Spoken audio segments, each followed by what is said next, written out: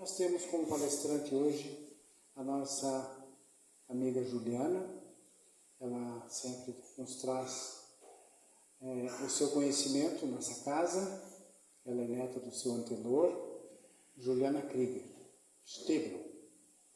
E ela vai nos trazer o capítulo 10 do Evangelho segundo o Espiritismo, Bem-aventurados misericordiosos. É isso?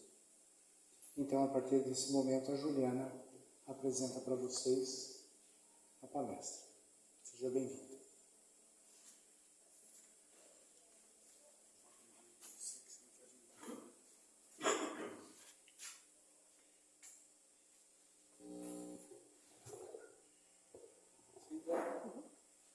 Boa noite a todos. É sempre uma alegria ter a oportunidade de estar neste ambiente, compartilhando com todos um pouco daquilo que a gente estuda, um pouco daquilo que a gente aprende, porque é estudando e compartilhando que eu aprendo ainda mais. O tema da palestra de hoje: Bem-aventurados os misericordiosos. Ele está no Evangelho segundo o Espiritismo, no capítulo 10. Cuidadosamente organizado por Allan Kardec,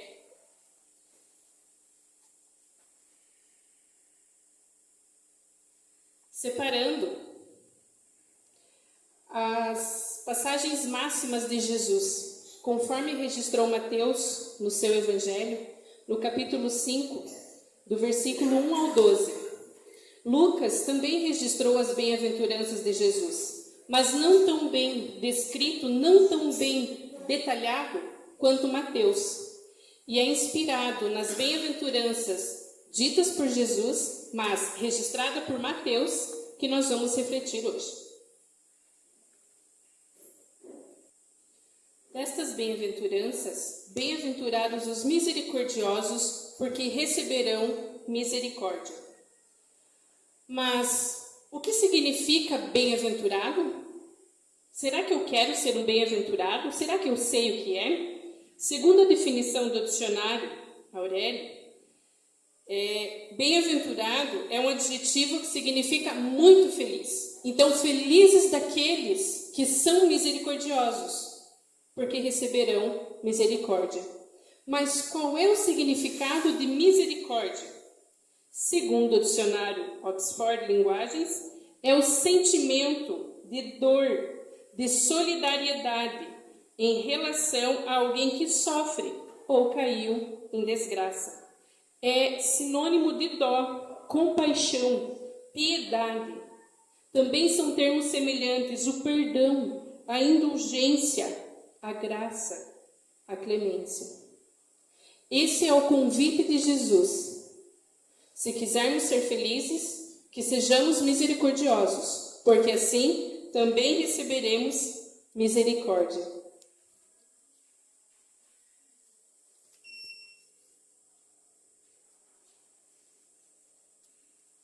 Jesus nos convida para termos misericórdia, apelando para que nós façamos a reflexão que nós também necessitamos de misericórdia. Ou será que não? Será que alguém aqui é perfeito o suficiente, que nunca tenha errado? Que nunca tenha necessitado pedir perdão? Que nunca tenha se equivocado e tido que voltar atrás? Todos nós, em algum momento das nossas vidas, nós vamos precisar dessa empatia, dessa compaixão, dessa indulgência. Para tanto, Jesus nos convida que nós também ajamos dessa forma, que nós também desempenhamos a misericórdia, trabalhemos a misericórdia dentro de nós. Claro que Jesus nos faz o convite: sede perfeitos como o vosso Pai Celestial é perfeito. No entanto, até chegarmos nesse grau de perfeição, necessitaremos sim dessa misericórdia. Enquanto seres errantes que somos, enquanto seres que sofrem, porque os nossos sofrimentos são reflexos, são consequências das nossas atitudes equivocadas. E o Evangelho, ele é cheio de exemplos provindos de escolhas infelizes, mas também ele é cheio de exemplos de mudanças, de evolução, de compreensão dos ensinos do Mestre Jesus e cheio de exemplos de misericórdia. Eu vou pedir para que a Lúcia passe os slides.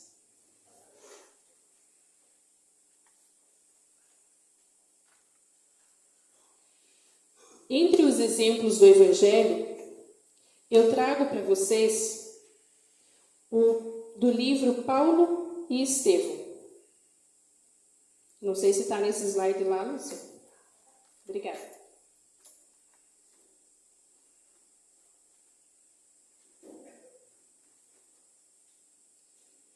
Para quem não conhece, esse é o livro Paulo e Estevão. Ele foi psicografado por Francisco Cândido Xavier em 1941. Esse livro ele tem 523 páginas. E hoje, nessa noite, nesse momento, eu vou compartilhar com vocês uma pequena parte dessa história linda, magnífica, inspiradora, de seres como nós, que também erram, que também sofrem, que viveram na época com Jesus, que também cresceram, que também aprenderam, que também encontraram uma forma de encontrar a misericórdia, de encontrar o amor, de encontrar a felicidade. E essa história, ela começa na cidade de Corinto, na Grécia, onde havia uma família de judeus composta por pai e 2 filhos, um rapaz e uma jovem. Abigail tinha 18 anos e ela era muito formosa. O rapaz, Gesiel, 25 anos de idade. Ele gostava de ler os ensinamentos de Moisés e dos profetas, assim como toda a família. Ali ele tirava belas lições de amor, dever, obediência e perdão. Era o ano 34 depois de Cristo, um ano após a morte de Jesus. Os romanos que dominavam a Grécia fizeram cruéis perseguições dos habitantes locais, principalmente perseguições aos israelitas, de onde eles tiravam as propriedades e muitas vezes até a mesma vida. Foi assim que o pai de Gesiel e Abigail, ele foi morto. E Gesiel foi feito escravo nas galeras romanas, naquelas grandes embarcações movidas a remo. Logo, Gesiel se destacou no meio dos demais escravos, porque ele tinha uma atitude serena. Em contraste com a revolta dos demais prisioneiros, a todos ele animava com seu exemplo e sábias palavras, mostrando que qualquer serviço é digno e que os sofrimentos devem ser suportados com resignação. Certa vez, um ilustre romano, Sérgio Paulo, embarcou no navio em que Gesiel servia. No meio da viagem, Sérgio ficou doente e Gesiel foi destacado para tomar os cuidados com ele. Afinal, ele já tinha se destacado pela sua serenidade e brandura. Quando Sérgio Paulo se recuperou, que foi muito bem cuidado e amparado por Gesiel, quem ficou doente foi Gesiel, o escravo.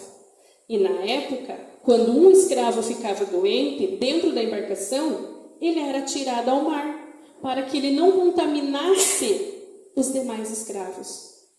Mas, por misericórdia de Sérgio Paulo, ele pediu para o comandante daquela embarcação deixá-lo à beira da praia, em Jope, perto de Jerusalém.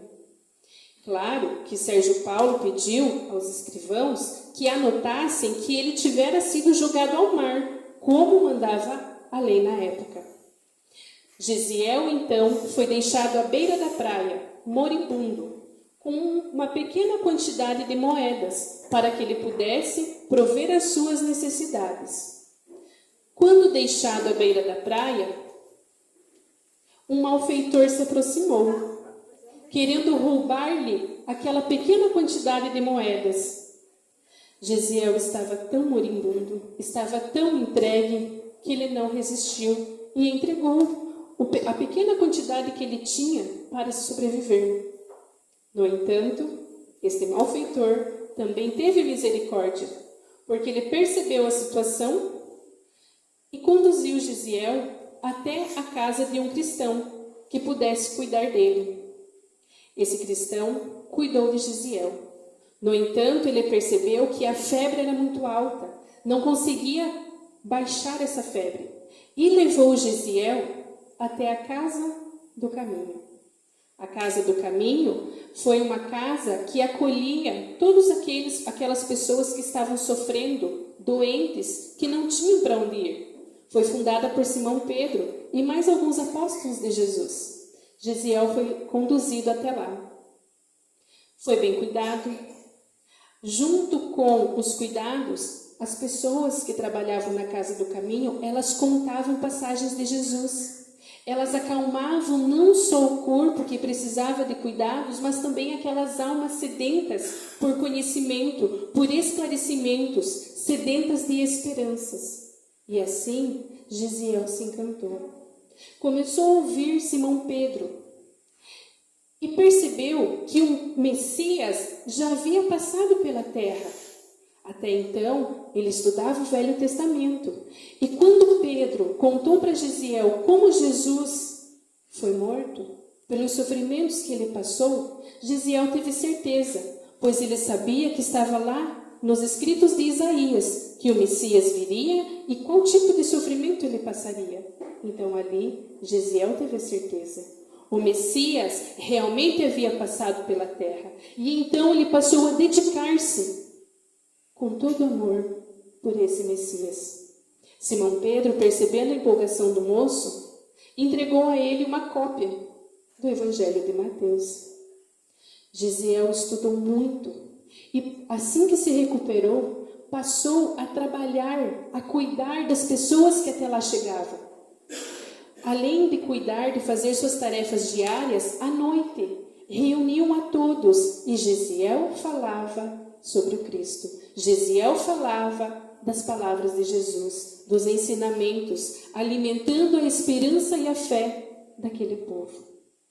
Gesiel também contou a Simão Pedro o que tivera acontecido com ele, como ele veio parar ali, que ele tivera sido feito escravo, que após ele teria sido deixado doente à beira de uma praia.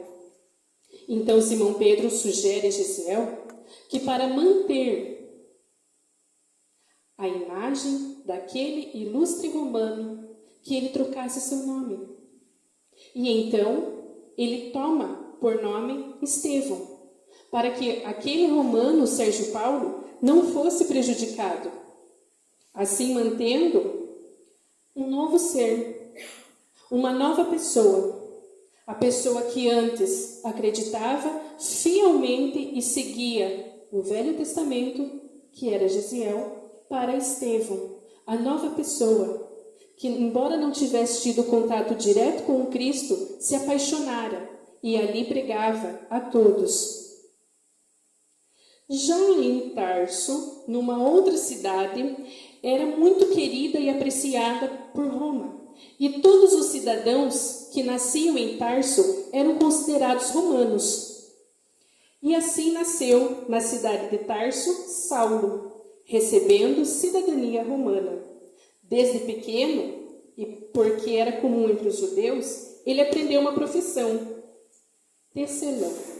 Frequentou em Jerusalém a escola de Gamaliel, renomado professor, um dos mais sábios mestres de Israel. Saulo, estudioso que era, de caráter firme e resoluto, tornou-se conhecido e respeitado como doutor da lei. Não tinha quem batesse de frente com Saulo na sua oratória.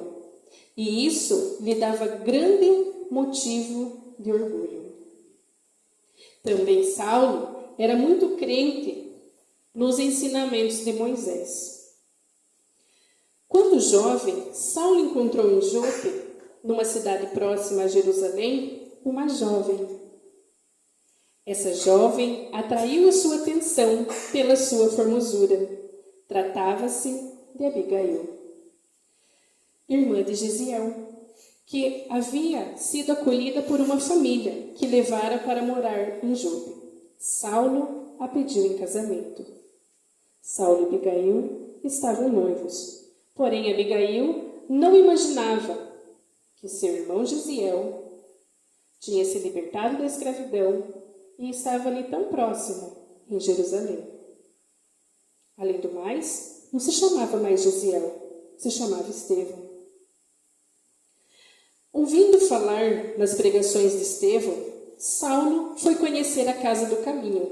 Ora, Estevão estava se destacando pela sua oratória e por falar tanto de Jesus. E Saulo vai até a casa do caminho. Neste momento, neste dia, Estevão fez uma inspirada pregação sobre Jesus, apresentando-o como um Messias prometido. Saulo revoltou-se, pois considerou a pregação um desrespeito à lei de Moisés e começou a discutir com Estevão. Estevão, cheio de fé, suplantou o jovem doutor da lei, que sentiu-se humilhado, enfureceu-se, deixou a casa, prometendo vingança, e fez com que Estevão fosse chamado diante do Sinédrio, o tribunal israelita, para responder à acusação de desrespeito às leis de Moisés. Estevão deixou os membros do Sinédrio encantados com as suas palavras, inclusive Gamaliel, professor de Saulo. Mesmo assim, foi condenado. Foi condenado à morte por apedrejamento. Saulo não se contentou em condenar à morte apenas Estevão, mas condenou à morte também Simão Pedro, João e Tiago, que também trabalhavam na casa do caminho. Então Simão Pedro faz um convite a Gamaliel: venha visitar a casa do caminho, venha conhecer o trabalho que desempenhamos lá. E Gamaliel foi, meio receoso, mas foi conhecer o trabalho que era desempenhado na casa do caminho. Quando Gamaliel chegou à casa do caminho, ele encontrou lá um velho conhecido. Esse amigo de Gamaliel, ele havia sido um rico proprietário na Samaria, mas os próprios filhos lhe haviam tirado toda a fortuna e deixado na miséria. Ficou doente, ficou sozinho e teria perdido toda a esperança em Deus e nos homens se não tivesse, por misericórdia, sido recolhido na casa do caminho, onde os ensinamentos do Mestre Jesus eram colocados em prática. Naquelas pessoas que há pouco tempo lhe eram desconhecidas, aquele velho leproso encontrou todo o amor e dedicação que a própria família lhe negara. Seu coração, trabalhado pela dor, sentiu que, de fato, Jesus era o Messias prometido. Gamaliel, ouvindo o relato do seu amigo, compreendeu a força daquele Jesus que triunfava entre os humildes e sentiu-se docemente atraído pelos seus ensinamentos, embora não os compreendesse muito bem. Simão Pedro, então, deu a Gamaliel outra cópia do Evangelho de Mateus. Gamaliel prometeu que iria estudar, e Gamaliel interviu na condenação, libertando Pedro e os outros 2 apóstolos do apedrejamento. Mas Estevão não foi poupado. A vingança de Saulo era muito forte. E na época era comum ser morto por apedrejamento. E Abigail foi convidada para assistir. Abigail não gostava desse tipo de situação, mas por insistência de seu noivo Saulo, ela foi. A este apedrejamento em praça pública, ela foi. Tudo ficou pior quando Abigail descobriu que quem estaria sendo apedrejado era seu irmão. A multidão, aos gritos, espancou e feriu o jovem cristão. Com os olhos cheios de lágrimas, Estevão recordou dos sofrimentos de Jesus, que também foi ferido e humilhado. Sentiu-se como se forças invisíveis o amparassem naquele momento. Sua expressão serena impressionava mesmo os mais indiferentes. Os olhos maravilhados de Estevão viam, nesse momento, a legião de mensageiros que vinham lhe buscar o Espírito. Viu também Jesus, que de braços abertos lhe aguardava. Terminado o processo, Abigail foi ter com Estevão, moribundo, e ainda pôde ouvir dele: a alma é imortal. Ele partiria feliz, perdoando a todos, e sempre acompanharia sua irmã, onde ela estivesse. E era preciso, disse Estevão, que ela também perdoasse a todos, inclusive Saulo. Saulo, percebendo que tudo tinha acontecido, partiu. Abandonou sua noiva. Pensou que seu casamento já estava condenado. E a partir disso, ele passou a perseguir ainda mais os cristãos. A todos aqueles que ele podia, ele condenava ao apedrejamento ou mandava prendê-los. E assim, Saulo seguiu. Depois de meses agindo dessa forma, ele resolveu encarar o seu ego, a sua vaidade, o seu orgulho e tentou encontrar Abigail novamente.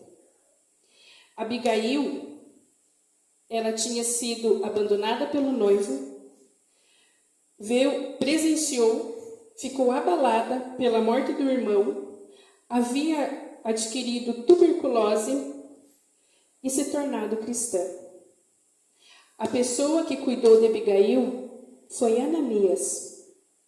E quando Saulo retorna e pede perdão para Abigail, Abigail diz: eu não preciso perdoá-lo. Eu jamais deixei de gostar de você, de te admirar, de te amar. Ela não tinha motivos para perdoá-lo, porque ela não estava magoada. E Saulo, então, fica surpreso. E ele tenta reconstruir a sua vida. Quando ele retorna no outro dia, ele percebe que aquele era o último dia de Abigail. Foi assim que Saulo a encontrou. Cristã, com tuberculose, porém faleceu. Saulo revoltou-se ainda mais e seguiu ainda mais firme na busca e perseguição pelos cristãos. Agora o foco dele era encontrar Ananias, porque ele não aceitava que alguém tivesse convertido a sua noiva ao cristianismo. Então ele ouve que Ananias encontrava-se na cidade de Damasco. E ele reúne uma grande quantidade de oficiais e destinam-se para perseguir os cristãos daquela cidade. Ele desejava principalmente vingar-se de Ananias, que lá morava. Era meio-dia. Avistava-se ao longe a cidade de Damasco. Montado em seu cavalo, Saulo seguia à frente da pequena caravana. Meditava na sua vida sem finalidade e em todos os acontecimentos que se encontrara com os seguidores de Jesus. De súbito, dá um grande grito. O jovem doutor da lei cai do animal. Uma luz deslumbrou-se todos os seus sentidos. O horizonte pareceu destacar-se a figura de um homem de uma beleza indescritível. Os olhos, aqueles olhos magníficos e inesquecíveis, pareciam transbordantes de doçura e de amor. Com uma voz ao mesmo tempo suave e penetrante, O desconhecido perguntou-lhe: Saulo, Saulo, por que me persegues? Sem saber como, Saulo ajoelhou-se. Quem sois vós? Eu sou Jesus. A quem persegues? Foi a meiga resposta. Pareceu a Saulo que tudo, naquele momento, se modificava dentro dele. Chorando, na sinceridade imensa de seu coração, entregou-se completamente àquele mestre, a que antes ele odiara e perseguira, por não compreendê-lo. Espírito resoluto perguntou: Senhor, que queres que eu faça? Seu orgulho se abatera. Agora ele desejava apenas servir, sem escolher tarefa, sem nada pedir. Levanta-te, Saulo, entra na cidade, e lá te será dito o que te convém fazer.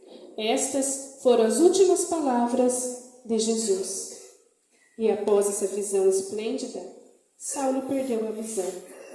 Quando seus companheiros tentaram entender o que havia acontecido, e Saulo relatou: Eu estive ao encontro de Jesus. Vocês não ouviram?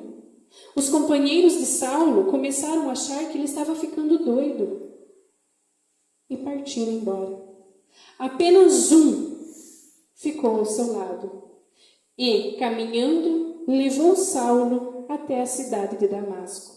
Chegando em Damasco, foram até a casa de um conhecido. Mas quando Saulo relatou ter visto Jesus, esse conhecido não quis abrigá-lo. Afinal, os amigos de Saulo, todos, eram contra a ideia do Messias. Então Saulo é direcionado a uma pequena e singela hospedagem. Só que lá, aquele seu único companheiro também o abandona, por medo de ser perseguido. Afinal, quem se dizia cristão era perseguido, preso, apedrejado.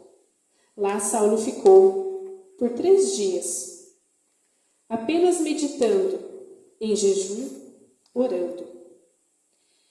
No 3º dia, chega até essa hospedagem Ananias, que foi orientado que deveria ir até o encontro de Saulo e curá-lo em nome de Jesus.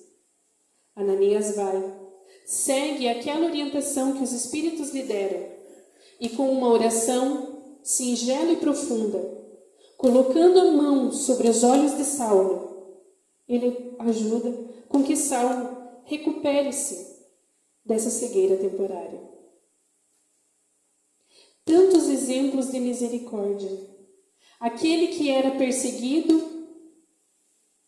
de repente, percebe o seu grau de conhecimento, de entendimento, e percebe que de repente ele estava fazendo tudo ao contrário. Saulo pede para que Ananias conte para ele tudo o que ele sabe da vida de Jesus. E Ananias conta para ele. Saulo fica maravilhado e ele quer ir nas sinagogas, ele quer ir nos templos, ele quer contar para todo mundo que Jesus é o Messias. Mas ele é vaiado. As pessoas o menosprezam. E Saulo se entristece. Por que as pessoas não aceitam que Jesus é o Messias? Que os seus ensinamentos são aqueles que nos levam à verdadeira felicidade? Saulo não entendia que nem todos estão prontos para entender Jesus. Afinal, ele mesmo demorara muito tempo cometendo no erro.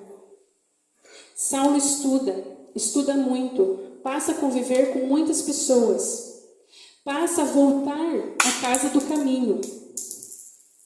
Lá, ele aprende a servir e com ajuda, ele passa a criar em outros lugares, em outras cidades, ele passa a fundar outras casas do caminho. No entanto, quando ele retorna à sua cidade natal, ele percebe que ele tem que escolher entre a sua família ou Jesus. Ele escolhe Jesus. Então sua mãe vem a falecer de desgosto, e o seu pai o menospreza, porque afinal, isso é tudo ao contrário daquilo que ele havia sido criado.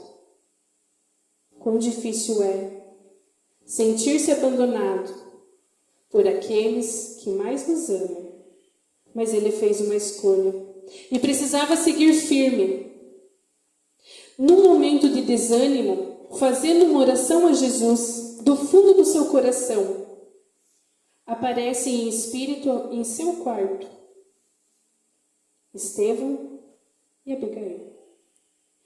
Abigail diz para Saulo, para ele não desanimar, que eles sempre estariam com ele, sempre estariam lhe inspirando, amparando, a seguir firme no seu propósito. E Abigail ensina a Saulo uma mensagem que serve a todos nós. Essa mensagem, Abigail diz: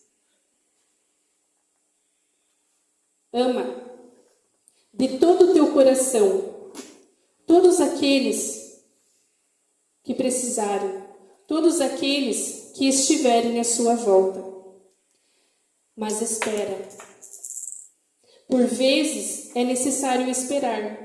Cada pessoa tem seu tempo, cada qual tem o seu despertar. Trabalha, ocupa teu tempo com aquilo que é útil. A nobreza da alma se dá pela lapidação do trabalho diário. E perdoa, porque você também errou. Você também precisou de perdão. Então perdoa. Perdoa a todos aqueles que chegarem até ti. Perdoa todos aqueles que, quando você quiser levar a palavra do Mestre, não o compreenderem. Ama, trabalha, espera e perdoa. Esse é o roteiro de trabalho que Abigail deu a Saulo, que serve para nós também. Saulo manteve seu trabalho e, percorrendo pelo mundo, fundando novas casas do caminho, muitas pessoas o buscavam e ele se sentia incapaz de atender a todos. Então, por uma inspiração de Jesus, ele é orientado a escrever cartas, atender aqueles que estão perto dele e escrever aqueles que estão mais distantes. E assim nós temos registrados no Novo Testamento várias epístolas de Paulo. Temos as epístolas direcionadas especificamente àquele povo de Corinto, que são chamados os coríntios. E em várias de suas epístolas, ele fala da misericórdia, de quão Deus foi misericordioso para com Saulo, do quanto Jesus usou dele um espírito errante, uma pessoa errante, para disseminar os ensinamentos de Jesus. Saulo, no correr de suas viagens, ele encontra um ilustre romano chamado Sérgio Paulo. E contando sua história a Sérgio Paulo também o orienta que ele precisava mudar de nome, porque agora ele era uma nova pessoa. Então, ele passou a denominar-se Paulo. Saulo era aquele que perseguia os cristãos. Paulo era aquele que aceitava Jesus e disseminava as palavras de Jesus. Eu vou pedir para você passar os slides até a carta a Timóteo. Nas epístolas de Paulo, eu trago um pedaço delas, direcionada a Timóteo. Timóteo era um amigo de Paulo. E nessa carta, direcionada a Timóteo, Paulo escreve: conforme o evangelho da glória de Deus, bem-aventurado, que me foi confiado, e dou graças ao que me tem confortado, a Cristo Jesus, Senhor nosso, porque me teve por fiel, pondo-me no ministério. A mim, que dantes fui blasfemo e perseguidor e injurioso, mas alcancei misericórdia, porque o fiz ignorantemente na incredulidade. E a graça ao nosso Senhor superabundou com a fé e amor que há em Jesus Cristo. Ou seja, ele errou, mas errava na ignorância, achando que estava fazendo certo. Mas a partir do momento que ele entendeu a mensagem, ele mudou. E a vida, todos os dias, nos convida para constantes mudanças. Mudanças de atitudes, mudanças de hábitos, mudanças de palavras, na forma de agir, na forma de entender, na forma de direcionar o perdão, na forma de ter misericórdia, na forma de ter empatia. Todos os dias a vida nos convida a mudar para melhor. Não é fácil, é difícil, é doloroso, mas se quisermos ser os bem-aventurados, se quisermos ser felizes, porque é para isso que se destina a nossa criação, nós fomos criados para sermos felizes. Mas para isso nós precisamos fazer a nossa parte. É necessário dar o primeiro passo.